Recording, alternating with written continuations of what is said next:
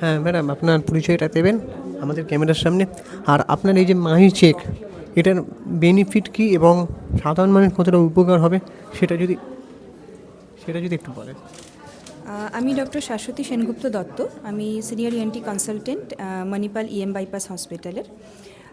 এই মাহি যে প্যাকেজটার সবচেয়ে ভালো জিনিস হলো এটাতে বিভিন্ন বয়সের মানুষদের জন্য প্যাকেজ সিস্টেম আছে। প্যাকেজ সিস্টেম মানে হলো ধরুন আমরা অনেক সময় ভাবি যে আমার বয়স 40 হয়ে গেছে, তাহলে আমাদের কী কী টেস্ট করানো উচিত, বা মোটামুটি আমরা ঠিকঠাকভাবে এগোচ্ছি তো, আমাদের শরীরটা ঠিকঠাক আছে তো, এই জানার ব্যাপারটার জন্য না, মানে আমাদের বিভিন্ন কাজ বলুন, স্টুডেন্টদের জন্য পড়াশোনা বলুন, আমরা নিজেদেরকে তো অনেকটা আমাদের নিজেদের হেলথের যে ক্রাইটেরিয়াগুলো অনেক সময় আমরা একটু পিছিয়ে রাখি।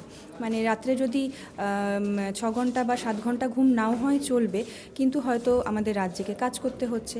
তো এই যে একটা আনহেলদি লাইফস্টাইল, যেটা নাকি হয়তো এখনকার যুগের ডিম্যান্ডও বলতে পারেন, প্রফেশনাল ডিম্যান্ড বলতে পারেন, এডুকেশনাল ডিম্যান্ড বলতে পারেন, তো সেই জিনিসটা হয়তো আমরা অ্যাভয়েড করতে পারি।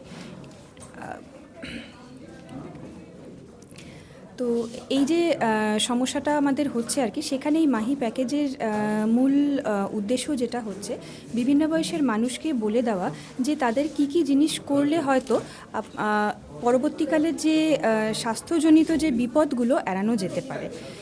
যেরকম একজন 40 আপ এজের একজন মহিলার যেরকম একটা প্যাপসমিয়ার করা খুব দরকার।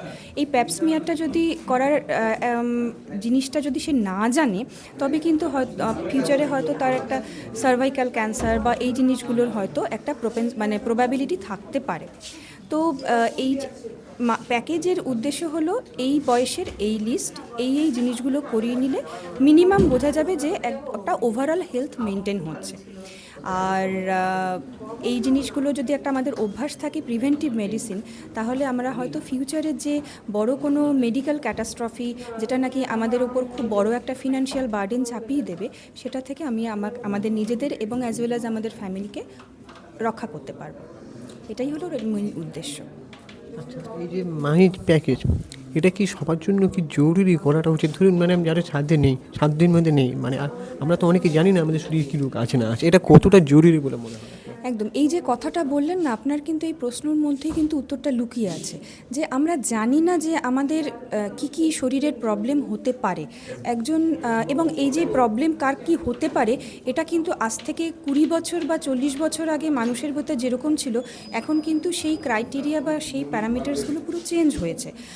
আজ থেকে আমরা যখন স্টুডেন্ট অবস্থাতে ছিলাম, তখন আমরা জানতাম যে হাইপার টেনশন বা হাই ব্লাড প্রেশারটা একজন মিডিল এজ থেকে হয়।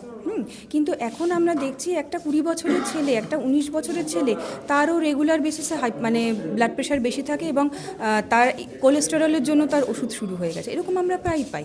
স্লিপ অ্যাপনিয়ার সমস্যাটা আগে আমরা জানতাম মিডিল এজ থেকে বয়স্কদের হয়, কিন্তু এখন মানে আমরা জানি যে একটা ইন্ডিভিজুয়াল চাইল্ড গ্রুপ ছাড়াও প্রি-টিন এজের মধ্যেও কিন্তু এখন হাইপারটেনশন, স্লিপ অ্যাপনিয়া এবং ওবেসিটি এগুলো ভীষণভাবে দেখা যাচ্ছে। ডায়াবেটিস এখন চাইল্ডহুড ওবেসিটি, চাইল্ডহুড হাইপারটেনশন, এগুলো এখন একটা আমাদের জেনুইন ইস্যু চলে এসেছে। এবং অল্প বয়স থাকতে থাকতে যদি আমরা এই জিনিসটাকে প্রিভেন্ট না করি, বেশি বয়সে সেটা একটা কমপ্লিকেশনের দিকে যায়। সেটা যেরকম কার্ডিওভাস্কুলার সমস্যা হতে পারে, হার্টের সমস্যা হতে পারে, সেটা আপনার একটা স্ট্রোক বা নিউরোলজিক্যাল সমস্যার দিকেও যেতে পারে। তো আমরা কোনটা করব, এটা তো আমাদের সবার মধ্যে তো সমান জ্ঞান থাকবে না। আমি যেরকম একজন মেডিকেল প্রফেশনাল হয়েও হয়তো আমার হয়তো কিছু কিছু জিনিস ল্যাপস হয়ে যেতে পারে, সেক্ষেত্রে একজন সাধারণ মানুষের তো আরও বেশি হবে। তার কারণ এই যে মেডিকেল নলেজটা তো তাদের পক্ষে কখনো থাকা সম্ভব না। এইখানে একটা প্যাকেজ সিস্টেমের সুবিধাটা রয়েছে, কারণ এটা স্ক্রিনিং করে দিচ্ছে যে এই এজ গ্রুপে এইগুলো মিনিমাম লাগবে।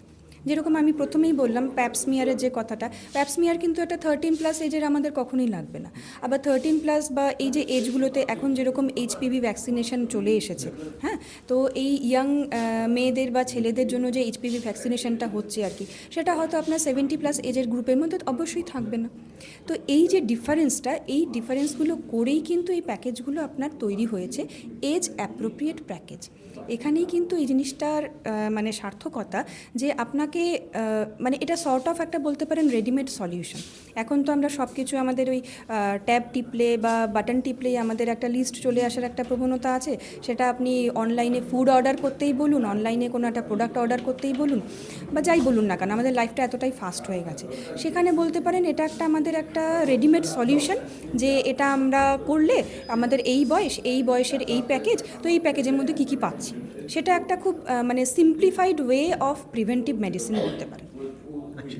লাস্ট আপনার সাথে ভিজিট করতে গেলে কি করতে হবে পাবলিককে সেটা বলে দিই। আমি মণিপাল হসপিটাল বাইপাসে আছি। I M a senior ENT consultant. তো মানডে টু স্যাটারডে আমি এভরিডে অ্যাভেলেবেল থাকি। কোনো দিন ফুল ওপিডি থাকে, কোনো দিন ওটি অ্যালং উইথ ওপিডি থাকে। তো মণিপাল বাইপাস হসপিটালে আসলে আমাকে পাবেন। Thank you. Okay, thank you so much, ভালো থাকবেন ম্যাম। আপনি ইএনটি ইএনটি মানে চোখ কান গলা, তাই তো? আমার চোখ না, নাক কান গলা। হ্যাঁ, মানে ব্যাপারটা হচ্ছে আমি একজন হিয়ারিং ডিসেবিলিটি, মানে আমার 50% ডিসেবিলিটি, গভর্নমেন্ট সার্টিফিকেট আছে। তো আমি চিকিৎসা করেও ফল পাইনি। তো আপনার সাথে এই ব্যাপারটা নিয়ে পরে কথা বলা যেতে পারে?